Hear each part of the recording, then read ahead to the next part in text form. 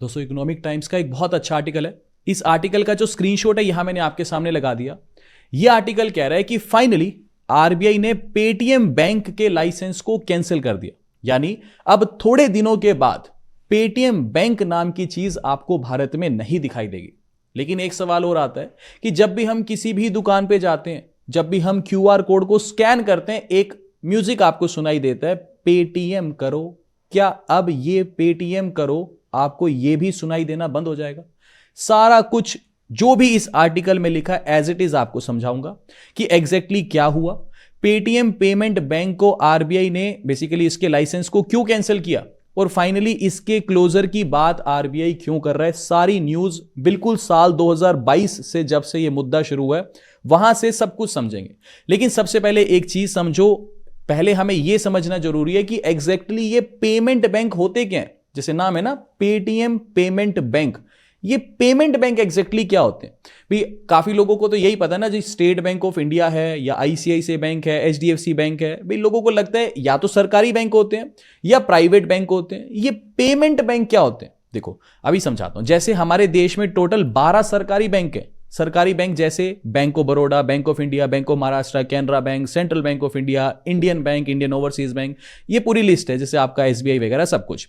ऐसे ही हमारे देश में टोटल 21 प्राइवेट सेक्टर बैंक है। जैसे आपका एक्सिस बैंक, बंधन bank, city union bank, DCB bank, HDFC, ICICI, IDBI, IDFC first, IndusInd bank, ये काफी सारे आपने नाम सुने होंगे। ये हमारे देश में टोटल 21 प्राइवेट सेक्टर बैंक है। ऐसे ही 11 स्मॉल फाइनेंस बैंक भी हैं। जैसे कुछ एक अच्छे नाम आपने सुने होंगे, AU small finance bank, Equitas का नाम सुना होगा, north east small finance bank का नाम सुना होगा। ऐसे ही हमारे देश में टोटल 6 पेमेंट बैंक्स भी हैं। जैसे पेटीएम पेमेंट बैंक, जिसके ऊपर अब तलवार लटक चुकी है। अच्छा, एक आपने सरकारी डाकघर, जब पोस्ट ऑफिस में जाते हो तो ये तो बहुत फेमस है, इंडियन पोस्ट पेमेंट बैंक। जैसे डाकघर में जब आप जाते हो तो 2 प्रकार के सेविंग्स अकाउंट खुलते हैं। एक खुलता है पीओएसए यानी पोस्ट ऑफिस सेविंग्स अकाउंट, एक खुलता है आईपीपीबी का एक सेविंग्स अकाउंट यानी इंडियन पोस्ट पेमेंट बैंक का अकाउंट। ठीक है, ऐसे ही टोटल 6 पेमेंट बैंक हैं भारत के अंदर। जैसे आपने नाम सुना होगा एयरटेल पेमेंट बैंक। ये पेमेंट बैंक कब इंट्रोड्यूस किए गए थे? साल 2015 में आरबीआई ने पेमेंट बैंक्स को इंट्रोड्यूस किया था और पहला जो पेमेंट बैंक था भारत के अंदर वो था एयरटेल पेमेंट बैंक। तो एयरटेल पेमेंट बैंक साल 2015 में पहला बैंक आया, फिर धीरे धीरे करके आरबीआई ने लाइसेंस दिया और टोटल जो है भारत में 6 पेमेंट बैंक हो गए। अब 6 में से एक पेटीएम पेमेंट बैंक को तो थोड़े दिन का ही मेहमान रह गया, लाइसेंस कैंसिल हो गया। हाई कोर्ट में जो है आरबीआई ने अपील लगा रखी है कि इसको जो है बैंक को वाइंड अप करो, बंद करो इसको। तो टोटल आप पकड़ो थोड़े दिन के बाद 5 पेमेंट बैंक भारत में रह जाएंगे। पेमेंट बैंक का मकसद क्या है? देखो, जैसे मैं आपको बड़ा प्रैक्टिकल बताता हूं। काफी लोग जो शहर में रहते हैं वो इस चीज को समझ नहीं पाते। ठीक है, शहरों में क्या होता है कि मान लो आपके शहर में तो बहुत सारे बैंक है, एसबीआई की भी 2 ब्रांचें होंगी, हो सकता है 4-5, कोई बड़े शहर में रहता है तो 20-25 ब्रांच भी हो, जैसे कोई गुड़गांव, दिल्ली है ना, या बैंगलोर जैसे शहरों में रहता है। तो शहर के लोगों को ये पेमेंट बैंक समझना मुश्किल होता है। भी शहर में क्या है, आईसीआईसीआई बैंक भी, एचडीएफसी बैंक भी है, सरकारी बैंक भी है, छोटे bank, private bank, small finance bank, सब कुछ है ना। अब दिक्कत क्या होती है, मान लो आप शहर से दूर जाओ, ठीक है, आप 60-70 किलोमीटर दूर जाओ, एक गांव है, ठीक है जी, गांव है, और गांव भी बहुत छोटा गांव है। उस गांव के अंदर जितनी भी जनता रहती है, अब ऐसा है नहीं ना कि एसबीआई उस गांव के अंदर भी ब्रांच डाल दे। ठीक है, तो होता क्या है कि 10-12 गांव मिला करके एक सरकारी बैंक की ब्रांच होती है। समझ गए? अब बैंकिंग तो सबकी नीड है ना, सबकी नीड है। तो ऐसे में हर जगह किसी ना किसी बैंक की ब्रांच होना ऐसा भारत में संभव नहीं था। समझ गए? लेकिन आरबीआई की एक जिम्मेवारी क्या थी कि जी हम दूर दराज के क्षेत्र तक, हर इंसान तक बैंकिंग को पहुंचाएंगे। यह आरबीआई की जिम्मेवारी थी। तो आरबीआई 2015 में इसी मकसद से पेमेंट बैंक्स को लाया। पेमेंट बैंक के लिए कोई बैंक की ब्रांच नहीं खोलनी पड़ती, जैसे एसबीआई की ब्रांच होती है, आईसीआईसीआई की ब्रांच होती है, नहीं, ऐसा कोई जरूरी नहीं होता। कोई मान लो एक किराने की दुकान है जी, किराने की दुकान वाले ने भी एक लाइसेंस पकड़ लिया और एयरटेल पेमेंट बैंक का काम शुरू कर दिया। साथ साथ किराने का सामान तो ले ही रहा है, समझ गए, साथ में मान लो एयरटेल पेमेंट बैंक का एक तरह से उसने लाइसेंस ले लिया छोटा सा। उसके लिए क्या है, एक क्यूआर, वो जिसको बोलते हैं आधार अंगूठा लगाने वाली मशीन, वो बेसिकली जो है पैसा इधर उधर ट्रांसफर करवा देता है। ये छोटी मोटी चीजें करके जो है भारत में इसीलिए खोली गई कि गांव गांव में किसी भी एक दुकानदार को लाइसेंस दे देते थे, पेटीएम कह रहा हूं, कोई भी पेमेंट बैंक वाले। उससे हुआ क्या, उस गांव के इंसान को दूर, मान लो 20 किलोमीटर दूर एसबीआई की ब्रांच है, वहां वो जाता नहीं था खाता खोलने के लिए, तो बैंकिंग की रीच बढ़ाने के लिए पेमेंट बैंक्स को लाया गया था। फिर सवाल आता है कि ये पेटीएम पेमेंट बैंक के साथ क्या समस्या होगी। अच्छा चलो पेटीएम पेमेंट बैंक पे बाद में आएंगे, पहले पेमेंट बैंक को ही थोड़ा और समझ लो। पेमेंट बैंक्स की कुछ लिमिटेशन है। पहली लिमिटेशन तो ये है कि आप पेमेंट बैंक के अंदर किसी भी पॉइंट ऑफ टाइम पे 2 लाख रुपए से ज्यादा बैलेंस नहीं रख सकते। जैसे मान लो आपका एसबीआई का अकाउंट है, एसबीआई आईसीआईसीआई का अकाउंट है, इसमें तो चाहे आप 2 करोड़ रखो, 20 करोड़ रखो, 200 करोड़ रखो, कोई फर्क नहीं पड़ता। पेमेंट बैंक में 2 लाख से ज्यादा पैसा नहीं रख सकते। पेमेंट जो बैंक है, अगर मान लो पेमेंट बैंक में आपने अपना अकाउंट खुलवा लिया, तो पेमेंट बैंक आपको क्रेडिट कार्ड नहीं इशू कर सकते। पेमेंट बैंक में आप एफडी भी नहीं करवा सकते। पेमेंट बैंक आपको लोन भी नहीं दे सकते। बस ये बेसिक बहुत जरूरत की जो चीजें हैं ना, उसके लिए पेमेंट बैंक्स बने थे। समझ गए। अब सवाल आता है कि ये पेमेंट जो पेटीएम पेमेंट बैंक है, इसके साथ क्या प्रॉब्लम हुई। देखो पेटीएम पेमेंट बैंक की कहानी शुरू होती है साल 2022 से। 2022 में आरबीआई ने कहा कि आपकी जो केवाईसी के इश्यूज है ना, वो बहुत ज्यादा बढ़ते जा रहे हैं। चैलेंज क्या हो रहा है, मान लो जैसे मेरा नाम है अंकित मदान, ठीक है जी, मैंने पेटीएम पेमेंट बैंक में अकाउंट खोला।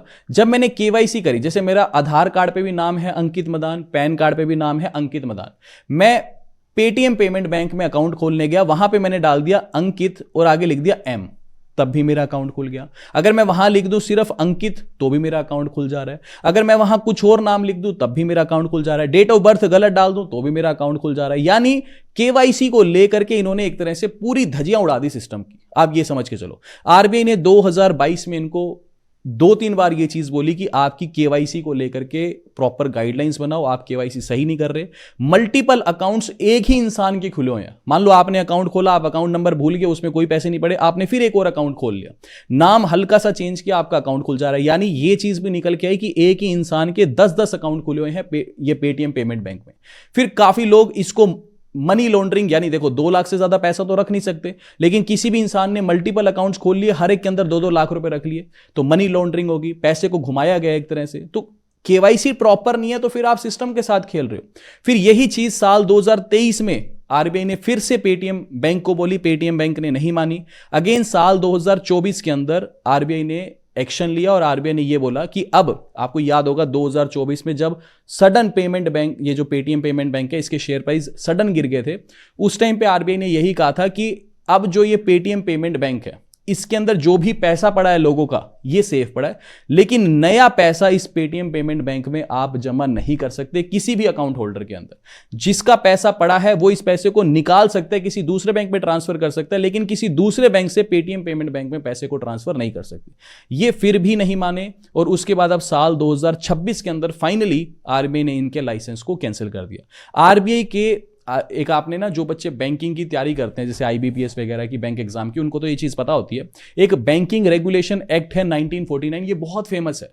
ये एक्ट आरबीआई को पावर देता है, एक सेक्शन है सेक्शन 35S, ये पावर देता है आरबीआई को कि आरबीआई इस देश में जितने भी बैंक्स है ना, उनको गाइडलाइंस दे सकता है, कुछ भी बोल सकता है कि ऐसा करो ऐसा करो ऐसा करो, कुछ भी काम करवा सकता है, जो भी काम पब्लिक के फेवर में हो। समझ के बात को, पब्लिक के इंटरेस्ट को मद्देनजर रखते हुए आरबीआई के पास पूरी पावर है कि जितने भी बैंक्स भारत में ऑपरेट कर रहे हैं, उनसे वो कोई भी काम करवा सकता है, कि केवाईसी प्रॉपर होनी चाहिए, कंप्लाइंस फॉलो होने चाहिए, सब चीजें करवा सकता है। एक और सेक्शन है सेक्शन 24 सब सेक्शन 4, ये कहता है कैंसलेशन ऑफ लाइसेंस। अगर मान लो कोई भी बैंक अगर प्रॉपर रूल फॉलो नहीं करता तो उसके लाइसेंस को कैंसिल किया जा सकता है। और एक और सेक्शन है सेक्शन 45, देखो आरबीआई लाइसेंस को कैंसिल कर सकता है जो कि उसने पेटीएम पेमेंट बैंक के लाइसेंस को कैंसिल करवा दिया। और एक और सेक्शन जो सेक्शन 45 है, ये बैंक क्लोजर का है। जैसे अब ये सेक्शन 45 आरबीआई के हाथ में पावर नहीं है कि वो बैंक को क्लोज कर दे। आरबीआई क्या कर सकता है, सेक्शन 45 के तहत हाई कोर्ट में जाके एक अपील लगा सकता है कि हमने इसके लाइसेंस को कैंसिल कर दिया, अब आप इस बैंक को वाइंड अप कर दो, इस बैंक को ही क्लोज कर दो। तो अब फाइनली आरबीआई ने लाइसेंस कैंसिल कर दिया और अपील भी लगा दिया हाई कोर्ट के अंदर कि पेटीएम पेमेंट बैंक को जो है वाइंड अप करो, इसको जो है क्लोज करो। समझ गए। इसीलिए मैंने स्टार्टिंग में बोला था कि जो पेटीएम पेमेंट बैंक है वो थोड़े दिनों बाद ही आपको फाइनली खत्म होता हुआ दिखाई देगा। ठीक है। अब एक सवाल आता है कि पेटीएम पेमेंट बैंक तो बंद हो गया, लेकिन जो हम ये पेटीएम की ऐप यूज करते हैं किसी को भी स्कैन करने के लिए, अब इसका क्या होगा? जैसे स्टार्टिंग में आर्टिकल में लिखा होता ना पेटीएम करो, इसका क्या होगा? तो इसका फाइनली ऐसा है, इसका निचोड़ ये है कि पेटीएम पेमेंट बैंक ये अलग मैनेजमेंट चलाती है, और पेटीएम की जो एप्लीकेशन है, वॉलेट, यूपीआई, मूवीज की टिकट बुक करना, फ्लाइट की टिकट बुक करना, जो भी फीचर्स हैं उसके अंदर, ये कंप्लीटली अलग मैनेजमेंट चलाती है। इन दोनों का आपस में कोई लेना देना नहीं है, समझ गए? जो पेटीएम ऐप है, ठीक है, ये चलो पेटीएम पेमेंट बैंक तो अब बंद हो जाएगा, जो पेटीएम ऐप है इसके वॉलेट के अंदर जो भी पैसा पड़ा होता है, ये इन्होंने मल्टीपल बैंक्स के साथ टाई अप किया होता है। जैसे मान लो सपोज करो कि आपके 1000 रुपये पड़े हैं, किसी के 500 पड़े हैं, किसी के 5000 पड़े हैं, ऐसे करके मान लो इनके पास टोटल 1000 करोड़ रुपया पड़ा है, ठीक है, पेटीएम ऐप वालों के पास। ये 1000 करोड़ रुपए ये मल्टीपल बैंक्स के अंदर रखते हैं, समझ के बात को? तो ऐसा है, जो पेटीएम की एप्लीकेशन है ये चलती रहेगी, इसमें कोई दिक्कत नहीं है, क्योंकि इसको एक अलग मैनेजमेंट रन करती है, पेटीएम पेमेंट बैंक को अलग मैनेजमेंट रन करती है। तो इन दोनों में कंफ्यूज बिल्कुल भी मत होना। अच्छा, एक चीज और है, आरबीआई ने एक चीज ये कही थी कि पेटीएम पेमेंट जो बैंक है जो अब बंद हो जाएगा, आरबीआई ने ये कहा है कि पैनिक होने की जरूरत नहीं है भाई। आरबीआई ने कहा है कि इनके पास इनफ पैसा पड़ा है, जितना लोगों का पैसा इसके अंदर पड़ा था उतना पैसा इनके पास आराम से पड़ा है, इजीली ये लोगों का सारा पैसा रिटर्न कर सकते हैं। तो पैनिक होने की जरूरत नहीं है, आराम से, ठीक है, जितना भी आपका पैसा पड़ा इजीली आप ट्रांसफर करो, कोई पैनिक होने की जरूरत नहीं है। आरबीआई ने क्लियर कट ये चीज बोली है। और बाकी ये सारी की सारी न्यूज़ थी। उम्मीद करूंगा आपको ये सेशन इन्फॉर्मेटिव लगा होगा, आपने कुछ नया सीखा होगा, आरबीआई के रूल्स क्या हैं, जो भी सारी चीज़ें हैं नया आपको पता चला होगा। अगर सेशन इन्फॉर्मेटिव लगा तो प्लीज़ वीडियो को लाइक और चैनल को सब्सक्राइब जरूर करना। बाकी मिलते हैं आपसे अगली वीडियो में। अभी के लिए this is end of the video. Thanks for listening and thank you all.